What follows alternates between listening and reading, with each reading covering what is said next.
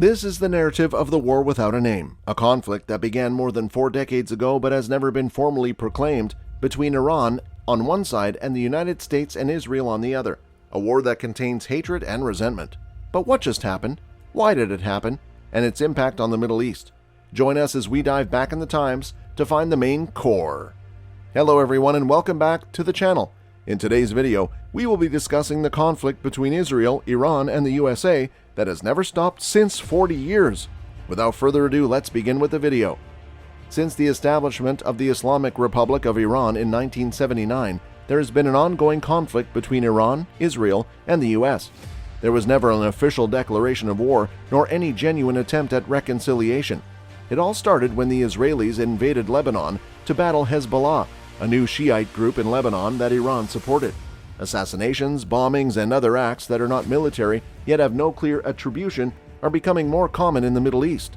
Is it possible that Iran and Israel's secret war may develop into a major conflict in the area, or perhaps even worldwide? These two nations are the main forces in the Middle East. Despite this, Iran and Israel have never engaged in meaningful discourse with one another, and they have been unable to overcome the historical disagreements between them. Also, what part does the US play in this conflict? An uprising started in Tehran in early 1978, a year before Ruhollah Khomeini's return, who was an Iranian political and religious leader who served as the first supreme leader of Iran from 1979. Hundreds of thousands of Iranians flocked to the streets to defy their ruler. The protesters just had enough of a ruler who sought to impose Western-style modernity on them willingly or by force. The demonstrators viewed the system as unfair and corrupt, and they believed it failed to meet the most fundamental demand of the people. The USA and Israel had come to be seen as the embodiment of the imperialism that was being protested by the protestors. Given the current political climate, it is impossible to think that any of those nations were formerly the Iranian authorities' closest friends. Elazir Ghazi Tzafrir, an Israeli head of Mossad operation in Iran, said that, "In terms of our economic interests, Iran was likely our second most significant partner after the US. We collaborated with Iran on several ambitious initiatives. Nearly 900,000 Israeli troops, 1,300 tanks, and 1,500 personnel carriers attacked Lebanon, a nation unrelated to the escalating conflict between Iran, Israel, and the US. Lebanon had been ripped apart by civil strife for many years and had become a regional battlefield. With Israeli soldiers moving on the Lebanese capital, Tehran watched in disbelief as the balance of power in the Middle East abruptly shifted. For Khomeini, this was unimaginable. In September 1980, Iraq launched an invasion of Iran. In what became known as the Iran-Iraq War, the new Islamic Republic was compelled to battle for its existence for 8 years.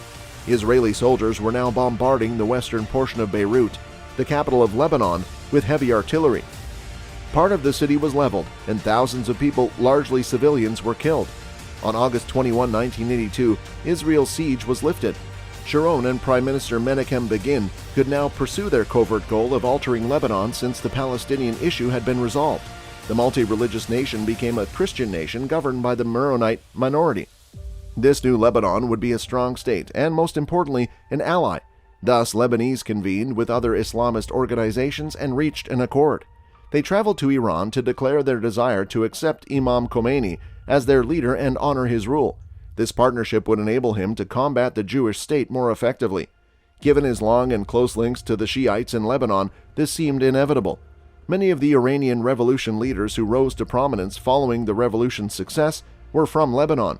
In the summer of 1982, Lebanese Shia leaders convened in the eastern city of Baalbek and the Baha Valley to establish a new organization to oppose Israel with the support of Khomeini.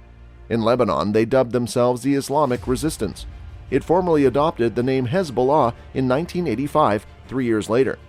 The Israeli army progressively relinquished control of Lebanon on June 6, 1985, 3 years after the invasion began.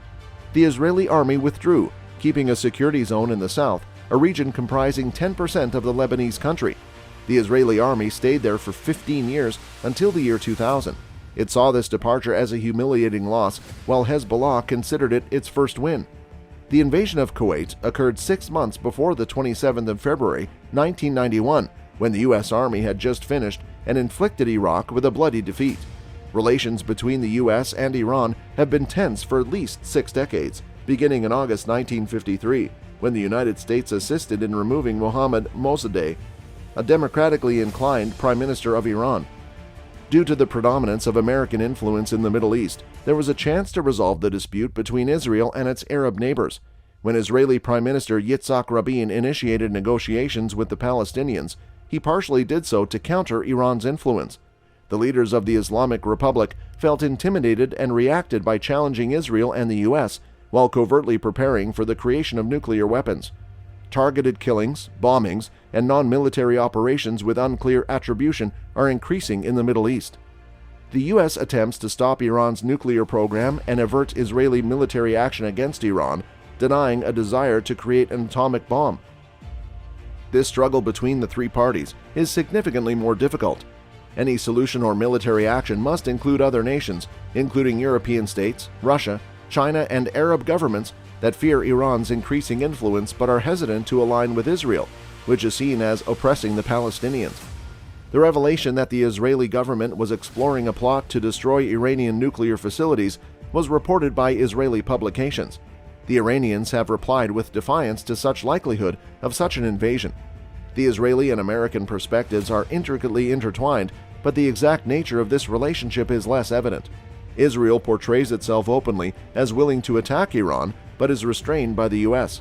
However, Israel cannot guarantee that it will obey American desires if it perceives an existential danger from Iran. Iran's lawmakers have proposed legislation requiring the government to take measures for Israel's annihilation by 2040. As a form of revenge, the law was submitted before the year anniversary of General Qasem Soleimani's death in a U.S. air raid in Baghdad on January 3, 2020. Iranian authorities have previously advocated for Israel's destruction, contributing to the region's already grave tensions. When questioned, Iranian spokespeople state that they aim to eliminate the Zionist government. In addition to expelling the United States from the Middle East, taking harsh retaliation and confronting Israeli acts are cited as objectives in this effort. Ali Khamenei directs Iran's foreign policy, and the present parliament, which hardliners dominate, obediently carries out his directives. If enacted, the measure may exacerbate current tensions and concern Western governments who have requested that the Islamic Republic minimize its involvement in surrounding nations. Iran's use of nuclear weapons against Israel would be disastrous. Iran's use of nuclear weapons would be governed by the concept of mutually assured destruction, which maintained the U.S.-Soviet balance throughout the Cold War. If Iran attacked Israel, the resulting devastation would be so severe that the Iranians would be forced to presume that Israel and its allies, particularly the U.S., would launch a huge retaliation against Iran, wiping off substantial portions of the Iranian people. Joseph Biden has pushed for domestic policies prioritizing fairness, decency, justice, and climate change. If these beautiful ideas are not practiced overseas, they cannot be realized at home. Suppose the next administration is serious about strengthening America's moral leadership in the international community. In that case, it must alter its behavior in the Middle East, a region that has suffered much due to policies void of these ethical principles. The war on terror has rendered untenable and unstable broad portions of the Middle East. Washington's military expansion and intimidating presence in the Gulf have bred strife.